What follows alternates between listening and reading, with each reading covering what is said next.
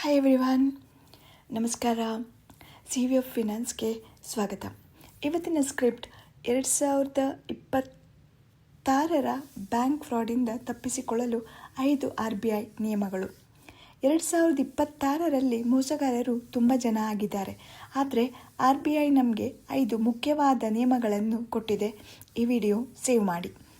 ನಿಯಮ 1, ಬ್ಯಾಂಕ್ ಮತ್ತು RBI ಯಾವತ್ತೂ OTP ಕೇಳಲ್ಲ. ಬ್ಯಾಂಕ್ ಮತ್ತು RBI ಯಾವತ್ತೂ ನಿಮಗೆ ಫೋನ್ ಮಾಡಿ OTP, CVV ಅಥವಾ UPI ಪಿನ್ ಕೇಳುವುದಿಲ್ಲ.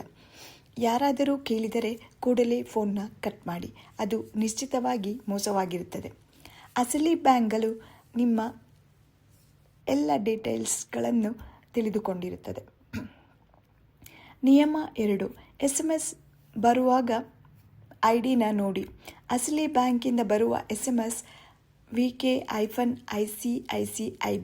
ಅಥವಾ BM-SBI BNK ಆ ಥರ ಇರುತ್ತೆ. ಆದರೆ +91 ಇಂದ ಶುರುವಾದರೆ ICICI ಬ್ಯಾಂಕ್ ಅಂದರೆ ಆ ಲಿಂಕ್ ಮೇಲೆ ಕ್ಲಿಕ್ ಮಾಡಬೇಡಿ, ಅದು ನಕಲಿ ಸಂದೇಶ. ನಿಯಮ 3, KYC ಅಪ್ಡೇಟ್ ಬಗ್ಗೆ. ಬ್ಯಾಂಕ್ಗಳು KYC ಮಾಡಲು ಹೇಳಬಹುದು, ಆದರೆ ಅವರು ಯಾವತ್ತೂ ವಾಟ್ಸಪ್ನಲ್ಲಿ ಕಂಟಿನ್ಯೂಸ್ ಲಿಂಕ್ ಕಳಿಸಲ್ಲ. ನೀವು ಬ್ಯಾಂಕ್ನ ಅಫಿಷಿಯಲ್ ಅಪ್ಲಿಕೇಶನ್ ಅಥವಾ ಡೈರೆಕ್ಟ್ ಬ್ರಾಂಚ್ಗೆ ಹೋಗಿ KYC ಕಂಪ್ಲೀಟ್ ಮಾಡಿ. ಈ ವಿಷಯದಲ್ಲಿ RBI ಯಾವತ್ತೂ ಎಚ್ಚರಿಕೆ ಕೊಟ್ಟಿದೆ. ನಿಯಮ 4, 3 ಗಂಟೆಗಳ ಒಳಗೆ ರಿಪೋರ್ಟ್ ಮಾಡಿ. ಹೊಸ RBI ಸಂದೇಶ. ನಿಮ್ಮ ದುಡ್ಡು ಹೋಗಿದ್ರೆ 3 ಗಂಟೆ ಒಳಗೆ 1930ಗೆ ಅಥವಾ ನಿಮ್ಮ ಬ್ಯಾಂಕ್ಗೆ ತಿಳಿಸಿ. 3 ಗಂಟೆ ಆದ ಮೇಲೆ ಆ ದುಡ್ಡು ವಾಪಸ್ ಸಿಗುವ ಚಾನ್ಸಸ್ ತುಂಬ ಕಡಿಮೆ ಇರುತ್ತೆ.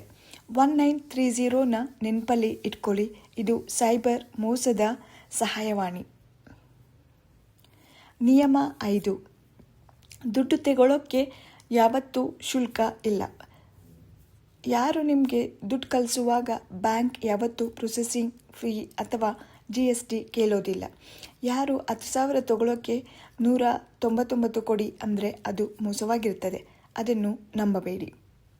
ಈ ವಿಷಯವನ್ನು ನಿಮ್ಮ ಮನೆ ಎಲ್ಲರ ಜೊತೆ ಶೇರ್ ಮಾಡಿ. ಹಿರಿಯರು ಹೆಚ್ಚು ಮೋಸಕ್ಕೆ ಒಳಗಾಗುತ್ತಾರೆ. ಇಂಥ ಇನ್ನೂ ಸುಲಭದ ಬ್ಯಾಂಕಿಂಗ್ ಮಾಹಿತಿಗಾಗಿ CVF ಫಿನಾನ್ಸ್ನ ಫಾಲೋ ಮಾಡಿ. ಸೂಚನೆ: ಇದು ಕೇವಲ ಅರಿವಿನ ಉದ್ದೇಶಕ್ಕೆ. ಬ್ಯಾಂಕ್ನ ನಿಯಮಗಳು ಬದಲಾಗಬಹುದು. ಧನ್ಯವಾದಗಳು.